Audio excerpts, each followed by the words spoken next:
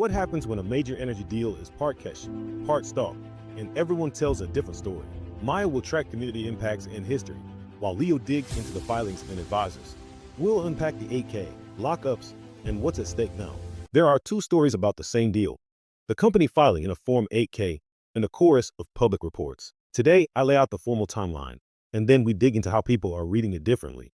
Officially, USA Compression Partners entered a definitive agreement on November 29, 2025 to buy the JW platform, expected to close in the first quarter of 2026. The aggregate purchase price is approximately $860 million, $430 million cash at closing, and 18.3 million common units issued as unit consideration, roughly the other $430 million. Look, official numbers matter, but so does the story people tell. Online threads react like a game patch drop, sudden, loud, full of winners and losers. That instinct matters.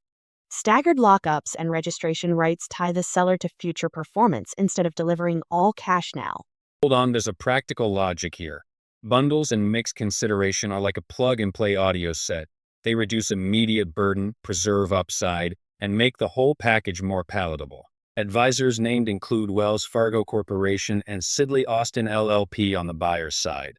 The agreement also sets staged lockups, 50% restricted for 6 months, the remaining 50% for 12 months, plus a 1-year right for the seller to appoint a non-voting observer to the general partner's board. That observer clause matters. It grants visibility without voting power, so the seller keeps economic exposure while the buyer takes operational control. Recall how communities complain when a game maker tweaks roles to favor certain playstyles. This is similar. Structural tweaks that reward specific actors. True, but compare the size of the termination mechanics. A $5 million fee payable in narrow seller-driven termination scenarios. Relative to the deal, it's a modest cost, not a scorched earth clause. In public reports, calling it $890 million could be simple rounding or a shorthand headline. We should flag inconsistencies. Some outlets reported $890 million. Some describe the buyer as acquiring only JW Power. The 8K frames the seller as Westerman, Ltd. Those are open threads, possible rounding, reporting shorthand, or legal entity nuance. Beyond terminology, ask the systemic question. Consolidation in energy infrastructure reshapes regional markets. A deal that mixes cash and units spreads risk, but it can also concentrate influence and reduce competitive independence for customers and workers. Meanwhile, investors should do the simple work: read the 8K. The filing names Jeffries LLC and Jackson Walker LLP advising the seller, warns investors about deal and regulatory risks, and says, do not place undue reliance on forward-looking statements. Treat headlines like product demos, helpful, not definitive. So our unanswered questions are clear. Which legal entity is the direct seller? What regulatory approvals remain? How will JW Power integrate operationally?